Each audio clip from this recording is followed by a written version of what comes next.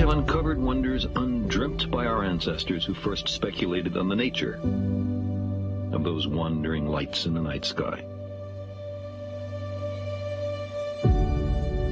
We've crossed the solar system and sent ships to the stars. But we continue to search. We can't help it. A central element of the human future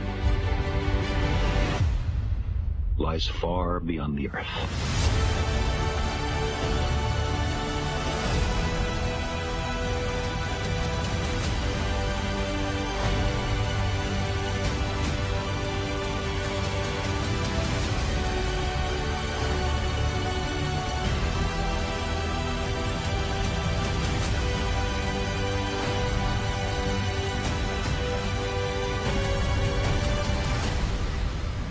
If we crave some cosmic purpose, then let us find ourselves a worthy goal.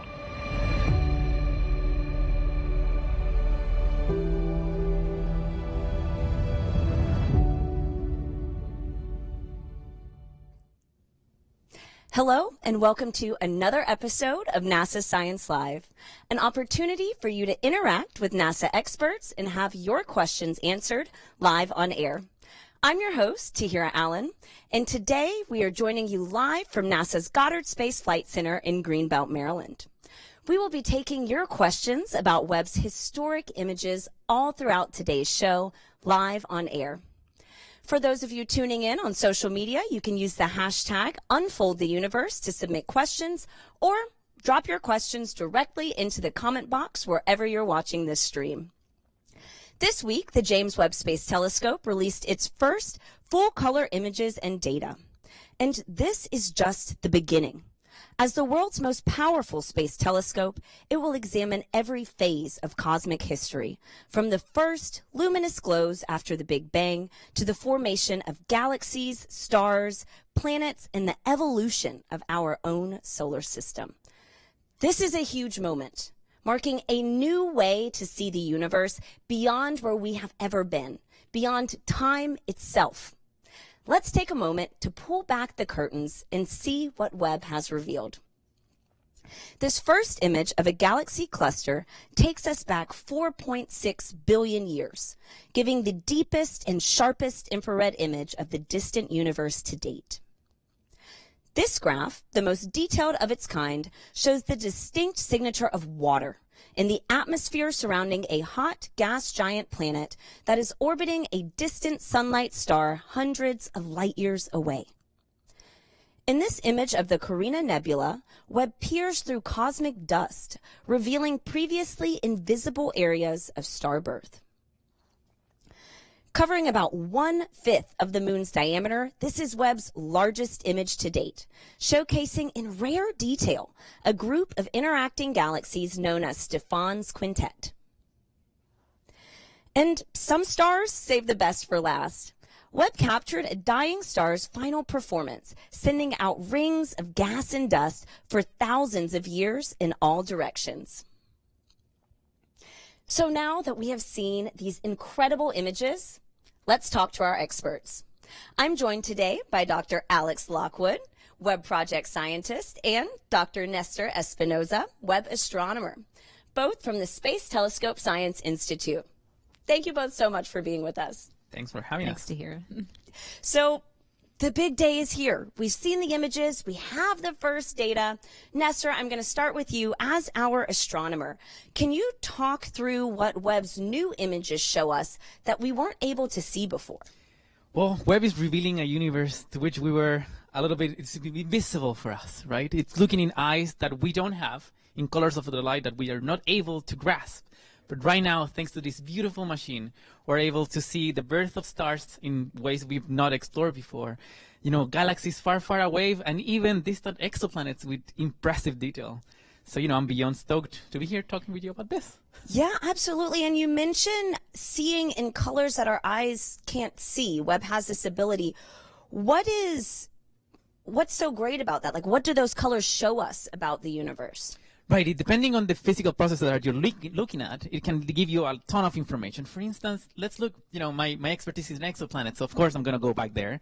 Yeah. And for exoplanets, the infrared holds the hidden molecules that are the most important for us. When you hear water, when you hear carbon dioxide, when you hear methane, all those molecules are hidden in the infrared, and that's why we have to go there. That's why I'm so excited to see all this flow of data through these images that we can explore together. Absolutely. And so we have this clear view.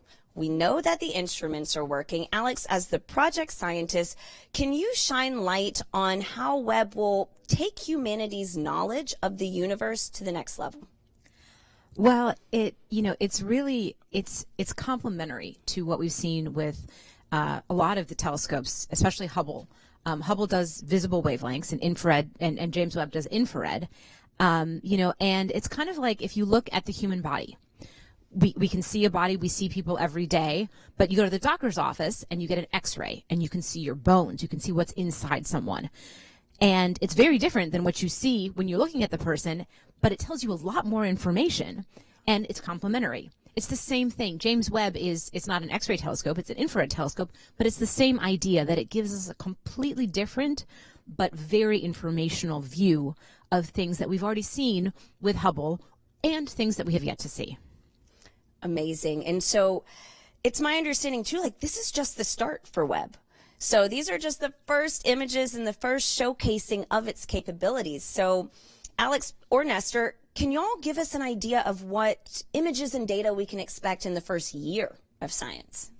Yeah, absolutely. There are lots of programs that are scheduled from astronomers across the world. I think there's over 40 countries that people have gotten data that they're going to get data from. And we're going to see more images like the deep field that we saw yesterday. People are going to study that, but fields like that for even longer to find even more distant galaxies. Lots of time to do that. In fact, I think that program is running as we speak. A program like that. We're going to look at more exoplanets, which Nestor can tell you all about. And we're going to look at star-forming regions, understand star birth, and star death, like one of the images that we saw of the Southern Ring. Really, Webb spans the gamut of anything astronomical, and we have all of that planned in the first year. It's really, really great depth. Yeah, if I might add, the most exciting to me, at least as an exoplanet person. Yeah. Webb is the first observatory that will allow us to explore worlds as small as ours. And these observations have already happened, some of them actually, and they're going to be explored by scientists starting tomorrow. And we're going to start learning about these worlds outside our solar system for the first time with exquisite detail. I don't know what we will see. We have some idea, of course, but the universe keeps us surprising us, and that's what I'm most excited about, the unexpected. That is amazing. And so it wasn't the WASP exoplanet that we characterized the atmosphere. That was light years away, wasn't that? It was 1,000 light years away. It's very, very far away. But even though it's so far away, Webb has such a huge mirror and such precise instruments that we can see, water features that you're seeing right now with exquisite details. I don't even have to show you a model. You can see the wiggles going around. Each of those wiggles, it's water vapor in the atmosphere of this exoplanet 1,000 light years away. Imagine what we can do with this. No, seriously, that's why I'm getting so excited. Like it's crazy to think about and just to wonder what is going to come next. This is amazing. This is so exciting. And we have so many questions coming in online. So I'm going to take a pause and we'll take some questions from our viewers. As a reminder to those tuning in, you can submit questions for our experts on today's show by using the hashtag UnfoldTheUniverse on social media or by dropping your question directly into the comment stream wherever you're watching from. So, our first question is from Charlie on Twitter, who asks, does anyone know if Webb has the ability to view objects within our own galaxy? Yes, definitely. Well, a lot of Webb's bread and butter is distant galaxies outside our own Milky Way. Most of the star-forming regions and planetary nebula, like we saw yesterday, and the exoplanets, all the exoplanets that we can study are actually within our own galaxy. We can see very far because of Webb's big mirror. and sensitive instruments, but the closer we are, the more detail we can have. So something like this beautiful nebula that you're seeing right now, that's within our own galaxy, and we can see a lot more details and see inside the nebula to see what's going on. So we can see within our own galaxy. Can we see within our own solar system? Yes, we can. We have observations in the first year, as we were talking, to look at objects from Mars all the way out to the Kuiper Belt in our own solar system. Yeah. I mean, that's amazing. That's really exciting to think about. It's going far. It's going close to home. It's going to be great. And so let's move on to Nick from Facebook, who asks, can the JWST be pointed towards an exoplanet and get a clear image of it? Nestor? Well, actually, part of the observations that are going to be made, it can get what we call a direct image, which is really like a little blob in a plot, so you won't be able to see these artistic representations that you typically see from these exoplanets. But we can get direct light from some very young, hot, and distant exoplanets out there. So there's some modes. In particular, there's one mode that it's called a coronagraph, which is like, when you're in the street and there's too much light and you put your fingers on top so you don't get, too much light on top. Mm-hmm. That's exactly what we're doing with the star that the planet orbits. So we try to block it with a little needle, basically, which we have some ways of doing it on board. And we're able to see like a little dot going around, and that's the planet. So yes, there will be some observations of that with Webb, which is quite amazing on its own. Yeah, and what does the coronagraph tell us?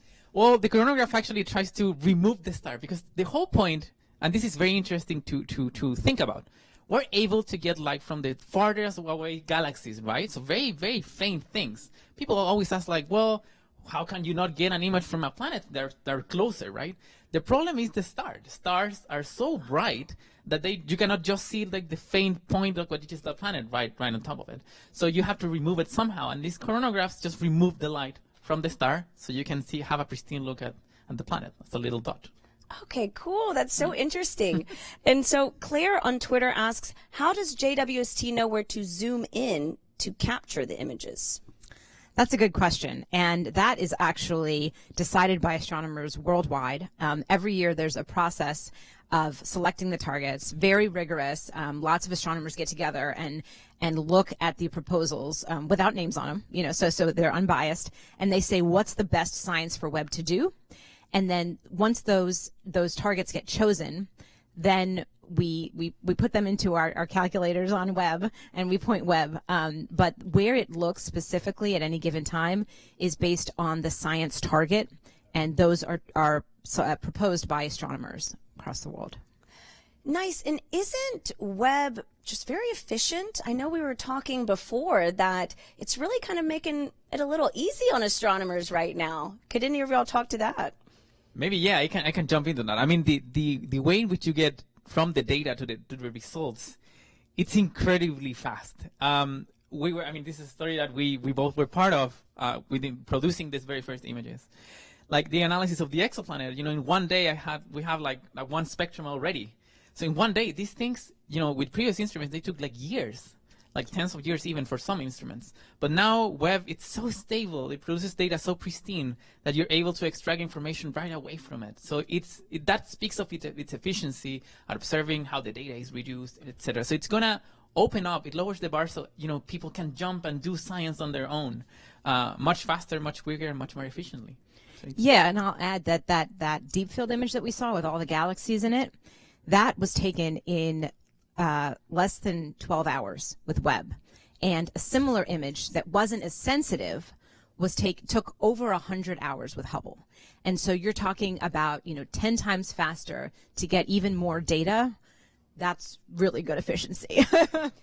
I mean, I think it's safe to say that it was worth the wait. Yes. Webb is doing some great things. So moving on, we have Holger on YouTube who asks, what interesting observation is planned of objects within our solar system?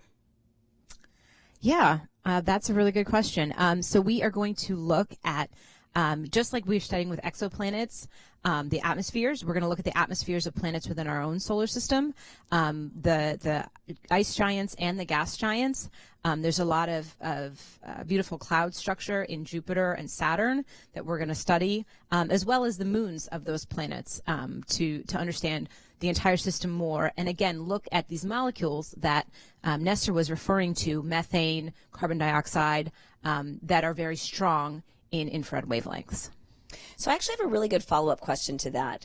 On Parith Viraj on YouTube asks how these photos are useful for space scientists and other scientific communities. So while we do get this data, I guess, could you talk a little bit about how it might be applied? Sure. Yeah. So these images actually, whenever you're seeing these beautiful colors on these images, you're reading physical processes happening in them. And this is the first deep field image. One of the important bits on this, you can see a star there, like the brightest dot there. That's a star. But you can see that why don't we capture so many stars as well is because this is such a tiny image. I mean, that's impressive. You know, it was said when the president was showing up this, that it is like as small as a grain of sand, you know, projected on the sky. So that, you know, that speaks wonders of what you can get out of this. But yes, stars do photobomb like galaxy images, but you know we know how to deal with them. Mm-hmm, mm-hmm. And the closest star, we built a giant sun shield to block that light. Yeah. So The sun, yes, of course. That's funny. So Emma on Twitter asks, "Hey NASA, I was wondering what's coming next. What are the next targets for Webb, and how often will we be surprised with new images and data?" that's a good question. Well, I can tell you that during this week, they have been looking at some of the deepest galaxy fields and some of the rockiest planets. So really, in the past couple of days, they have spanned the gamut of science and distance. And you can anticipate new data and images definitely within the next few weeks. Mm-hmm. And then I would say that every month, at least, Webb is going to surprise us. There are already astronomers out there who have taken data that was released today and are starting to analyze them and figure out the amazing scientific results. And so you won't have to wait long. I can say that. Okay. I mean, that's great. That sounds good to me. I'm sure with everybody else. And so we've waited long enough. So you said that Webb's targets have spanned the gamut, spanned all across the universe. Has it captured anything in our solar system already? Yes. So actually, during the 6-month commissioning process, there was an image taken of Jupiter to test some of the modes to make sure that it wasn't too bright, to make sure that we could track Jupiter as it moves across the sky, because objects in our solar system move much faster relative to distant things. And so those were successful images, and you can see them here. Successful doesn't even say anything because they're beautiful. So as we said, we're going to study objects in our solar system, and for Jupiter, one of the very interesting things is the clouds and understanding the cloud structure, which pops out clearly in one of these images. And so this data itself just came out today, as all of the data from the past 6 months was released publicly today. Great. And so we have Mercia on Facebook who asks, there are more than 5,000 known exoplanets, and being able to provide spectroscopy at the level of Webb is outstanding. How many of those exoplanets are scheduled for observation? Oh, that's a good question. In the first year, I remember the list was in the several tens, at least within now. And that there's a beautiful picture that was made by Nicole Colon from NASA, showing the whole span. It covers the span from rocky planets. In fact, one of them, perhaps one of the most exciting one, TRAPPIST-1 system. We can speak more about that later. But that one hosts some planets that might be in the habitable zone, and this system was already the observations are already there. They're already taken by Webb. They cover all the range from rocky planets to giant planets, hot, cold, you name it. All the diversity is out there in this first year, so I cannot wait to see what comes out of this. I mean, your energy is like, I can feel it right now. So I'm very excited about this as well. Overview Effect on Twitter asks, what was the exposure time of the released images, and how does the Webb's deep field compare to Hubble's ultra deep field? Yeah, so each of these images, it depends on the image, but yeah, you can see the beautiful comparison with Hubble's image of the same field and Webb's. And as I mentioned before, this image of Webb took, I think it was total 12 hours, and the Hubble field took days. So really a very large difference for time that it took. For the other images that were released yesterday, they were all between 6 and 12 hours apiece, depending on the image. And yes, Webb is just as powerful as Hubble, and I think these images really show that they're complementary, and Webb has the beautiful resolution and added detail. I mean, it's amazing. It's like going to the eye doctor and getting your glasses updated. You can see clearly now, and this is incredible. So, Nestor, I've got a good one for you. Wild Dogs OG on Twitch asks, I wonder why NASA looked at WASP-96b first instead of Proxima Centauri or Alpha Centauri or even TRAPPIST-1. That's an excellent question. First of all, the Proxima and Alpha, they're too close, they're too bright, but we'll find ways to figure those one out. Okay. But WASP-96b is a very, very interesting planet on its own. So the story goes that when we look at other exoplanets with Hubble, whenever we look at a hot giant exoplanet, we find clouds. And that's no surprise if you, like in retrospective, that was no surprise. Because when you look at the solar system, all giant planets have clouds.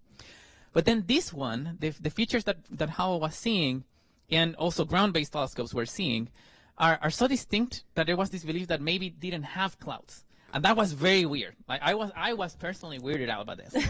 So, NASA made the excellent selection to go with this planet to figure out, what we will see with Webb size.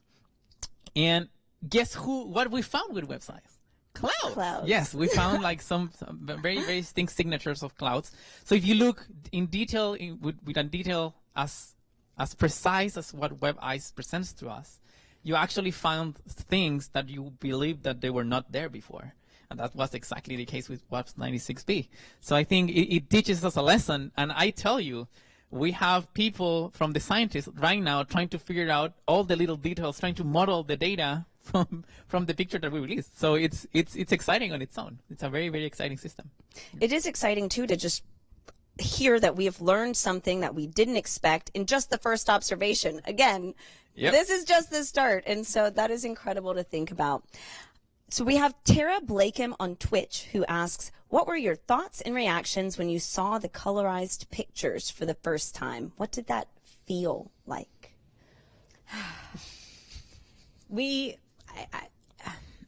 the first image was taken of the Carina Nebula, which is that beautiful landscape that we saw yesterday, the first image, just one color of the image, was available. We immediately downloaded it and just looked at the raw data, and I literally teared up because there was so much structure just in one color, and you can see it in the image. The structure equals scientific potential, because those details are where you extract all the nuance in the story and the science. And I teared up. I could not believe how good Webb was. Better than expected. It's been really emotional. I can imagine, Nestor. Yeah, no, I had the same. And the beautiful thing was seeing the process, the process of yes, you get, color by color, and you start adding. It's like making a painting of the universe, right? And you're right there, sitting in this big table with these beautiful images just being made, and being these, amazing human beings next to you, being able to share that with the world later. It was a whole experience. So it was a very, people typically think that we scientists, like, very, very smart. This was a very human experience of sharing, of amazing, each other, of, just peering into the universe with these pictures. It was amazing. Yeah. We sat in a room literally every day for the past month, a group of about 30 of us, scientists and artists, and looked at these data as they came down, and it was a privilege. It was amazing. And yeah, as Nestor said, it was a team effort, and the human element of trying to do the best by this mission, by, humanity, to really wow people. And Webb brought it. Yeah, absolutely. That's the best way to put it. So, Alex, Nestor, we will be back with you in just a bit to answer some more questions from our viewers. For those of you tuning in, keep sending your questions online. You can submit them using the hashtag #UnfoldTheUniverse on social media, or by dropping your question directly into the comment box wherever you're watching from. The Webb Space Telescope is just starting its science and still has so much to reveal about our universe. The newly released images have given us a never-before-seen view of the cosmos and reminded us how science and art are so beautifully woven together. As the telescope continues to peer into the great beyond, what do you think Webb will see? Show us by creating art. You can sing, you can dance, you can write, you can paint. In this case, the universe is literally the limit. Share a photo or video of you and your creation using the hashtag #UnfoldTheUniverse for a chance to be shared on NASA's website or social media channels. Need some inspiration? Let's take a look.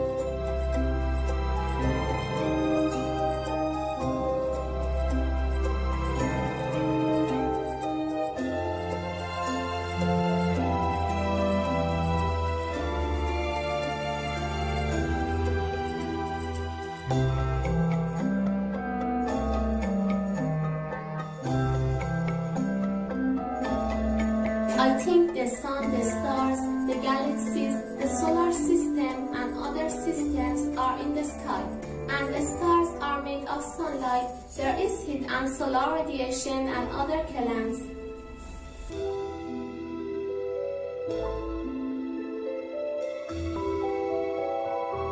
Este telescopio para tomar muchas fotos y bonitas.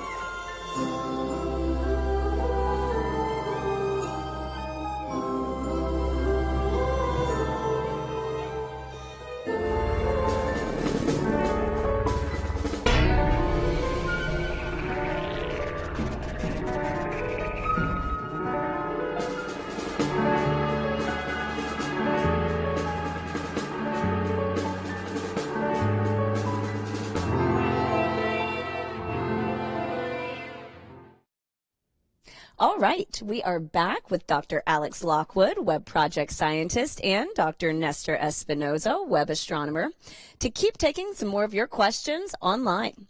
If you're just tuning in with us, be sure to submit your questions using the hashtag #UnfoldTheUniverse on social media, or by dropping your question directly into the comment box wherever you're watching this stream.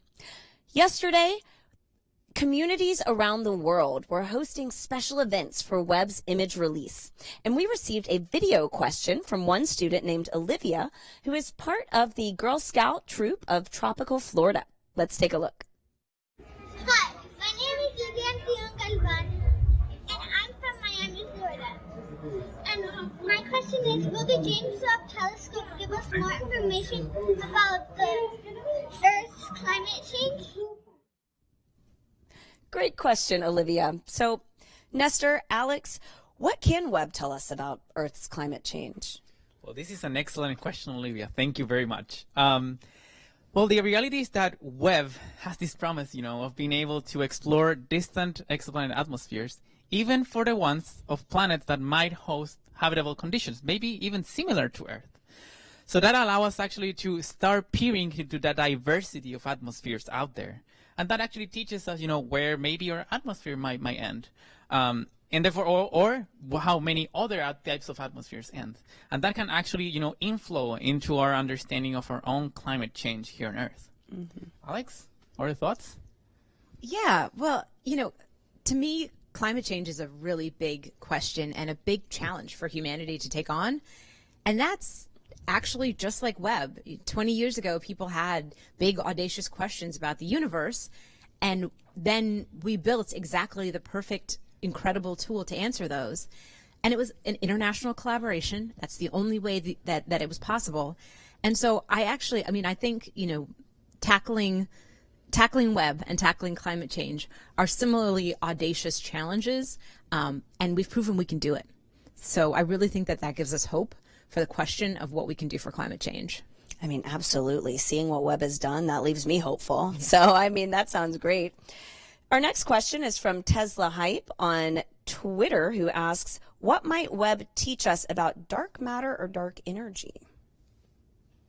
Well, these detailed images that you were just seeing about galaxies, there's some of them for which you can see such exquisite details as to, where certain populations of stars are hidden. Or, even some of the dynamics you will be able to see about these galaxies. That's the key for investigating dark matter, for instance. Dark matter is one of the parts that dominate the whole dynamics in these galaxies. And therefore, it will definitely tell us new clues about how dark matter is spread through different types of galaxies. There's even, the hypothesis that maybe some galaxies might not have a ton of dark matter, for instance, but those are very, very faint. But then Webb has such huge mirror that it can actually peer into those with very, very, enough detail to tell you, oh yes, maybe it doesn't have. So all these questions, yes, it will enable us to answer them. And in terms of dark energy, this strange thing that it's making in the universe to not only expand, but expanding in an accelerated fashion, like every second it's expanding faster. Because Webb can reach out to the most distant galaxies, it can actually teach us a ton about how this expansion happens at different positions, at different times even. So yes, definitely, it will allow us to peer into details that we have not had the chance to before, for sure.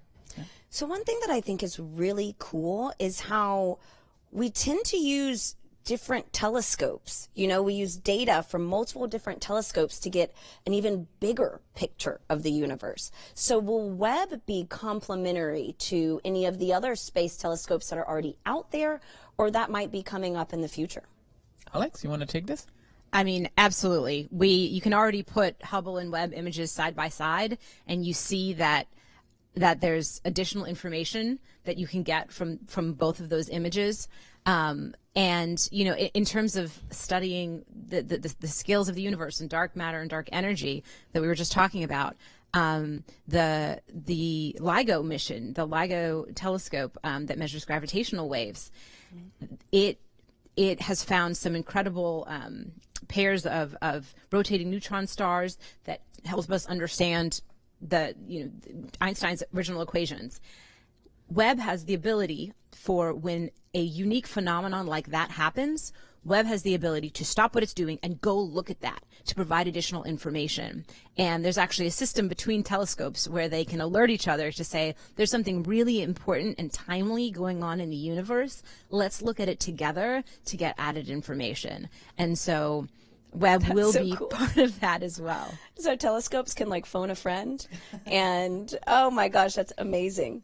That is a fun fact. So Wait 1 Minute on Twitter asks, how do scientists separate stars from galaxies in such pictures? Well, the structure tells you a lot about that, first of all. The fact that galaxies are, we have a name for them, diffuse sources or not. I can't remember actually now the word. But we know which sources are like galaxies or more diffuse, while stars are very, very pointy points in the images. There's a point, though, in which, especially for the faintest stars, in which it gets kind of tough to separate between them just from an image. So you have to go and get more data. There's a point in which it gets challenging, but for most of them, we have a pretty good idea on how to do that. I actually have a great follow-up to that. So Aerononis on Twitch asks, how do you convert the data into such colorful photos? Ooh, want to take this? I mean, Sure. I mean, the data come down, as ones and zeros. But basically, what you do is you focus on one color of light at a time, and on your infrared detector, you say how much light is being collected on any given point on the detector. And so you actually have like a spatial map for where the light is coming in. And the more light you get, the brighter it is in that one wavelength and that one color. And then we take many color pictures, individual wavelengths, and then add them together to make color images. it's a process on its own. It's that whole art. I mean, we have experts in-house back at Space Telescope that did all this, and seeing this work unfold, unfold the universe, was like magnificent. I mean, how we humans can make this happen, these beautiful images. It's a whole process that I loved. Yeah. It is, and I'm glad that you said that, and you alluded to it earlier about how Webb is truly an international mission. Didn't over hundreds of scientists and thousands of engineers work on this mission? Over 20,000 people make this mission happen. So it's a huge team effort, right? Mm-hmm. And now, over the next year, there's over 1,000 people who are scientists who are going to use the data. And that's just people who already know they're going to use the data, and there's going to be a lot of more people who jump on it. It has only been possible with an international collaboration in all of these people, and it will, its legacy will extend, and the scientific discoveries will extend as more and more people, and really the next generation of scientists, take this on as their mantle. Speaking of the next generation, we have Alex, who is 12 years old, who asks, what is the maximum distance that Webb can see? Good name, Alex. So Webb, we anticipate that Webb is designed to look back about a light travel time distance of 13.6 billion years. So to within about 150 million years of the Big Bang. And it's hard to put these numbers in perspective. Hubble has seen to about 400 million years after the Big Bang. And out of the age of the universe, which is 13.8 approximately billion years, Hubble has seen maybe like a 2-year-old out of the entire age. Webb is going to be able to see a 1-year-old or a 9-month-old. And Nestor and I have young children. We can tell you that there is a ton of change that happens between 9 months and 2 years. And so understanding the beginning of the universe is going to be, really, really amazing with Webb. That is so exciting. And so our next question is from Tony Jebsen on Twitter, who asks, do we know how deep in the atmosphere of WASP 96b the clouds and haze are? Yeah, actually, we have some calculations on that. I could tell you the pressure or the height, but I don't think it makes it's gonna make much sense to say it here. But we do, and that's information that it's embedded in this beautiful spectrum that you're seeing here. We know the exact location where the cloud actually starts. We know that it has to go below a certain pressure. So we know a little bit of the structure of the atmosphere. So yes, that's the kind of information you get from modeling data like this. That is so exciting. And so we have Megan Carroll on YouTube, who asks, regarding the fantastic image of the dying star, would the supernova of one star cause the destruction of the other? So I believe there are 2 stars in that image. And how large is that explosion? So that's a good question. There are 2 stars in this image, and the one that you actually can see that looks brighter, that actually has the strong diffraction pattern, that's actually still alive and well. It's a hot star. The one that only really appears in the mid-infrared image, that's the star that has died. They do gravitationally exert a lot on each other, but the explosion, and in this case, it wasn't quite a supernova.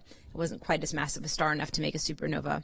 But the explosion from the death of the first star the material will pass by the second star, but it's not going to perturb it. However, the structure that you see and the fact that it's not just, a pure circle is because of the gravitational interactions between these two stars. And actually, what we learned from this image for the first time is that the star that died actually still has dust around it. It's dusty, which basically means it either didn't expel all of its layers, which is which would be really unique, or it might be pulling material from the other star. Anyways, we don't know yet, but they're definitely interacting in more ways than just gravitational. Wow, a lot of mysteries to unpack there. So that's really cool. We have Armed Camp on Twitter who asks, the pictures that we're seeing from the Carina Nebula, how old are they? And how many years ago did what we're seeing actually happen? Guess how many light years away was that nebula captured? I don't have that off the top of my head. Yeah, me neither. That's okay. Armed Camp, that information is on nasa.gov in the web feature for that image. Yeah.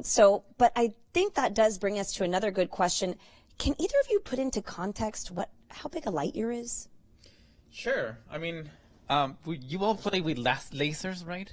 Like these laser pointers, right? So, if you point a laser pointer to an object that is 1 light year away, it will take 1 year for that ray of light to get there.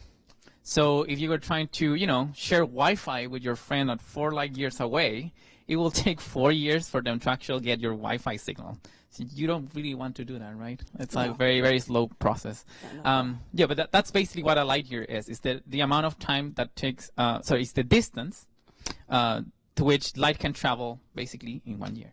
Yeah. And to give you another sort of piece to measure it on, pun intended, the light travel time between the Earth and the Sun is 8 minutes, and that's 93 million miles. So 8 minutes into an entire year is a lot more than 83 million miles. Yeah, I was like, I'm not even going to try to do that math. It is just a lot more. It's a very large distance. Yeah, that's good to know. We have Pyro on YouTube who asks, will JWST help us identify habitable planets? And so I know we've talked a little bit about how we can study the atmospheres, but we can study more than just water vapor, right? There are multiple different molecules. How does that all play together? Yeah, so we're going through these questions through layers. The thing to understand is that our planet, in habitable conditions for our planet, are very far away from our host star, the sun. Because the sun is relatively hot to most stars out there. But the stars that we're going to be exploring with Webb, they're typically very cold. So in order to feel the same heat, just as a radiator, you have to get closer. So the planets that we're going to be studying that have what we call in the habitable zone, that receive heat similar to what we feel here on Earth from the sun, they're much closer to their stars. So the very first question is, do these planets retain their atmospheres? And the reason for that is because the stars, they are very much alive on their own, and they have, some of them are very active, and therefore, if the star starts to go a little bit crazy and have these spots, it's fine for us. Mostly telecommunications are impacted, but our lives more or less follow on. Yeah. But for these other worlds, if there's some activity in the star, then that might blow off their atmospheres even. So it's very dangerous to go there. So if you're thinking to go to the next habitable planet close by, please don't. Wait for us to investigate that first. But we want to figure out first if they have an atmosphere. Once we figure out if they do, next we start saying, okay, which elements does it have? So we go step by step, and then once we figure out what they're made of, then we can say, the atmosphere has conditions that might sound like what we call habitable here in the solar system. So if we found, for instance, like a very dense atmosphere like the one that Venus has, that's a place you don't want to go on vacation also. I'm thinking a ton on vacation because we've been 6 months in commissioning, right? So vacation is a very, very nice word in my mind. So depending on how dense or what molecules does these planets have, we might start getting closer and closer to what we call habitable. So that's how it goes, by layers, slowly, step by step. Each layer sounds exciting, though. Right. So it's Right. going to be Yeah. great. We've got these observations in the first year. Everybody stay tuned. So our next question is from Documentary Library on YouTube, who asks, are the colors in the Webb images real? Basically, if we looked at them right now, is that what we would see? No. They are false color images because the whole point of Webb is that it's what we can't see. Hubble has basically the same eyes that we do in visible wavelengths, but Hubble gives us a completely new view. In order for us as humans to be able to look at these, we translate the colors. So basically, we just, if you think of colors like what we can see, A, B, C, D, and then infrared would be E, F, G, H. And so we just say that, instead of E, it's now A. Mm-hmm. And we just take infrared colors, which are wavelengths, and we make them into visible colors with like our eyes. But if you look at an image, something that's red on the image is redder in space. So it's a real representation, but they are false color images because that's the only way that we could appreciate them. Otherwise, we'd show you a blank page and nobody would be very excited. You'd be like, oh, okay, well, this is great. That's really where, the intersection, I kind of feel like science and art, we're weaving that together. So we have our next question from Minister of Casual on Twitch, who asks, is there anything we as the public with no background in astronomy can do to help contribute to analyze the images and data from Webb? Wow, that is a great question. Yeah, I mean, well, there's different ways you can approach this, I guess. I mean, just by looking at the images, you will probably, and I've heard this from the public, sometimes they ask such great questions like, what is this? And we ask the experts, and the experts are like, I don't know. So you can figure out on your own. In the past previous missions, there has been some projects that have emerged as what we call citizen science. Mm-hmm. In which we put some challenges and we process a little bit the data, and then we show that data through the public, and then the public can also help. This is how galaxies have been discovered, planets have been discovered. So I could imagine that this same idea could be envisioned with a mission like Webb. What do you think, Alex? Yeah, I definitely, I think that there's definitely citizen science projects in the future with Webb, and just supporting science so that, the work that needs to get done and these beautiful telescopes that need to get built are supported by our country, by our government, and so people who believe in and support science, and there's no reason not to believe in it because it's true, until we prove it wrong. And that's the beautiful cycle of science. Just supporting science is really the best that anybody can do. And as Nestor said, asking questions, those oftentimes lead to things we didn't even know we wanted to study. So we have Sarge on Twitter who asks, can the general public request telescope time with Webb, and will the data be made available to the public? Yes and yes. So anyone in the general public can propose. The next cycle for proposals there'll be an announcement made in the fall for people to propose to use next year's of Webb's time. And a lot of the data are already public today. And all of the data will be made public at least 1 year, at most 1 year after they are taken. That is amazing. And I know actually we have 2 citizen scientists that have one time with the James Webb Space Telescope. So it's free, it's out there for the public. And so we'll move on to our next question from Dana, who on Facebook asks, how do you measure the distance of each galaxy in the deep field image? Oh, that's an interesting question. We do it through the expansion of the universe, actually. We take advantage of this. It's a complicated thing, but we can take advantage of that. So what happens is that as objects are farther away, their light shows up to be a little bit redder than what we'd expect. And we have ways of figuring out, how red it has moved. So we can actually figure out from the colors first, and then from spectra, from extra data that we can take on these objects, we can take this information and then convert it to a distance based on the expansion of the universe, which we know very, very well. Yeah. Wow. Doesn't gravitational lensing play a part in this? Yeah, so gravitational lensing actually helps us see even farther back because when you get a massive cluster of galaxies, their mass actually distorts space-time according to Einstein's gravitational laws.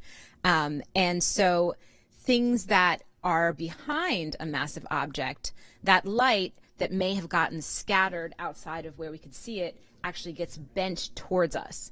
And so they act like a magnifying glass for objects that are behind them, giving us access to more distant galaxies. Wow. This is so cool. And so we only have about 1 more minute left, so this is going to be a quick one. But Alex on YouTube asks, what are some of the more anticipated discoveries that you believe the James Webb Space Telescope is capable of making?